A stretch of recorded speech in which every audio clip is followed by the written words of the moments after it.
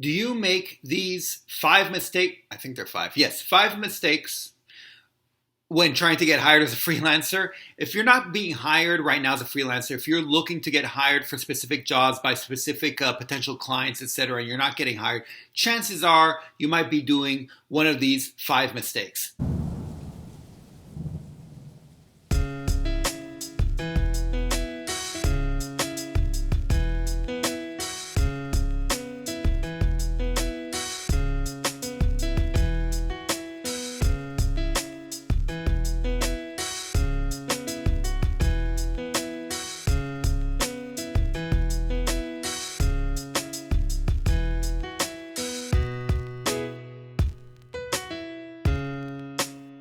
The mistake number one, the main mistake I see a lot of people doing is low prices. Low prices really can backfire in so many ways. So, and I've talked about this before in other videos and in my course. But let's go through the ways once again. First of all, they pigeonhole you.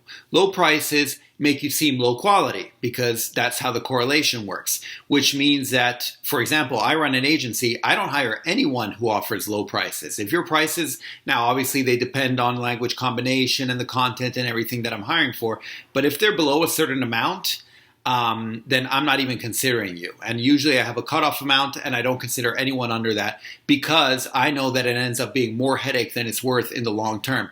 Most agencies or people who are used to dealing with freelancers know this, and so they don't want to hire someone. So if you're thinking, oh, if this is the main price that people are charging and if I just go under, I'll get hired, you might want to think again. Another problem with this is that it pigeonholes you in the sense that people consider your quality, your work to be low quality. And if your quality is considered low, then your quality ends up becoming low, even if it wasn't at the beginning. It kind of has to. People are going to be rushing you. People won't be asking much of you. And if you send them something with a couple mistakes or here and there, they'll be like, well, they're so cheap. That's what you get, right? You get what you pay for. And over time, you do this a couple times, you'll just get used to doing things that are low quality, that are not professional at all.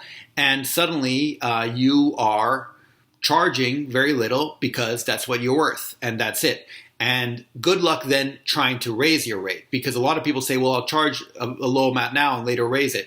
Good luck trying to do that. First of all, no one who hired you at a low rate is going to pay you a higher rate later on. I mean, you can try it, but it won't happen. Second of all, there tends to be a lot of communication. I know definitely in the translation world where certain databases, they're not necessarily shared, but yeah, they sort of get shared. And a lot of project managers go from company to company, and there's just communication back and forth. And if you get pigeonholed at a certain level, that's kind of where you're going to be.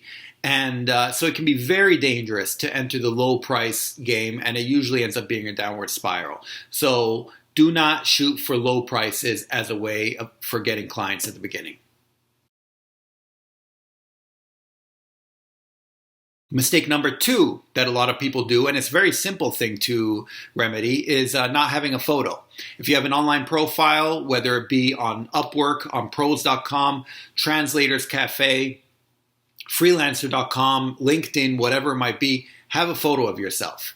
And I've mentioned this before again, but people are hiring you online, and so they cannot shake your hand. They can't meet you face to face. They can't get an idea as to whether you're trustworthy or not, and they don't get to talk about things that you get to talk about when you meet someone face to face, especially if they're from your same city. You can say, oh, you grew up there, or you went to this school, or you hang out there, or your parents hung out there, or whatever it might be. You don't get to do this when you're being hired online or when you're hiring someone online. So you have to establish trust right at the beginning, and a photo is the easiest way to do this, quite frankly. If you have a video introduction of yourself, all the better. It kind of just gives the person an idea as to the person behind the name, the face behind the name.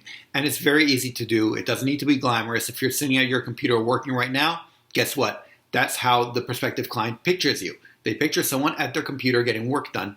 Take a photo with your webcam, with your phone, whatever it might be, and you can use that one. Number three, another mistake a lot of freelancers make is not having a method of getting in contact with them. So what do I mean by this? Usually if you use a website like Upwork and stuff like that, in fact, a lot of these websites, Upwork and some others, they want you only to contact them through the website. So you don't bother offering anything else. And this sort of makes sense. On the other hand, you want to show that you won't just disappear. Now, lately, Upwork has been doing a lot more to try to verify the freelancers working there. So you're a bit safer if you get accepted by Upwork. On the other hand, for a lot of other places, this isn't the case. So if you can include stuff like email address, Skype, phone number, even your mailing address if you feel comfortable with that. But anything that you can include along those lines, and definitely include stuff like this in your resume as well, these can really help in terms of getting in touch with you, which also, by the way, bolsters trust in general. But as long as they feel they can get in touch with you and that there are ways of contacting you and that you will reply to these messages they send you, then they'll feel a lot safer. So make sure that you have various ways of getting in touch with you, and make sure you check these ways so you can reply right away and you can make the client feel more at ease. So, and definitely if they ever contact you with some interest and they say, well, we might be interested in you, do you think you could do this, or what about this or that or whatever, reply to them right away. Let them know that they can expect something from you right away, and they'll feel safer that way too. Mistake number 4 is a lot of people like to just copy and paste their resumes onto whatever platform they're using, whether it be Upwork, pros.com, LinkedIn, or stuff like that. And this can be a mistake because usually, their resume was made for the corporate world and they haven't tweaked it for the freelancing world. And I've done another video where I talk about this because for the freelancing world, you need a specific resume. But B, you should do stuff like put your most impressive trait on top. And a lot of these websites and these platforms, they allow you to stylize things a bit more. And so rather than just copying and pasting whatever resume you have, why not, sure, paste it there, but then tweak it a little bit. And you can sort of put little animations on some of them, or some of them you can just highlight in bold. Maybe you can change the font and do stuff like that and show that I am the best in the world at patent translations from English to German or something like that.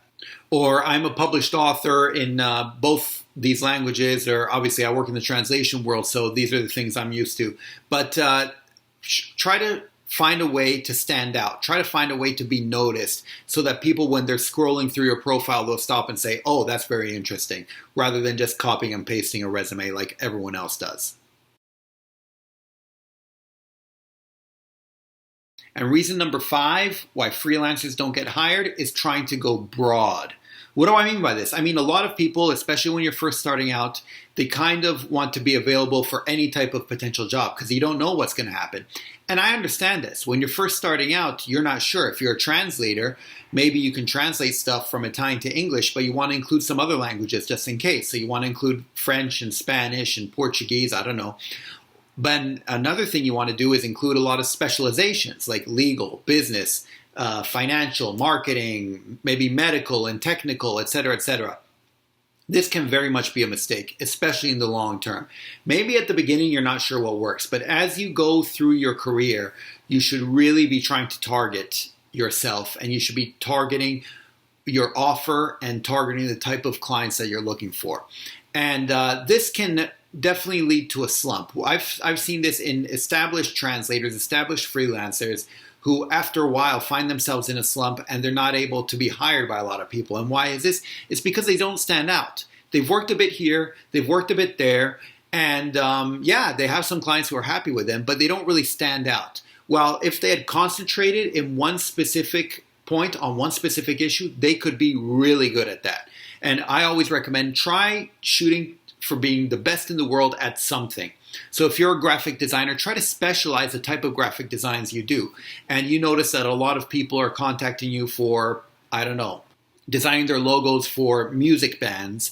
Then you can say that your specialization and what you are very good at, what you're the best in the world at, or one of the top in the world at, is these logos or designs for musical bands, for groups or stuff like that.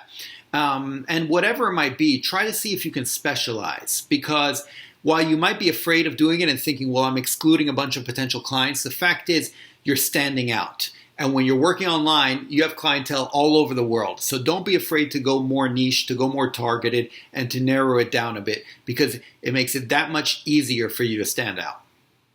So that's basically it. I hope at least 1 or 2 or 3 or 4 or all 5 of these points can help you out. And right now, I'd like for you to go look at your profile, look at your offer, look at what you've been doing, and see how you can improve upon it based upon one of these 5 points that I mentioned. Because these are the main things I come across and the main reasons I come across for freelancers not getting jobs, whether it be right at the beginning or even mid-career. And so feel free to try to apply these and see how it goes. And if you find this useful, once again, don't forget to subscribe, don't forget to click like and all that good stuff, and I will see you next time. Okay, thanks, bye. Savedum.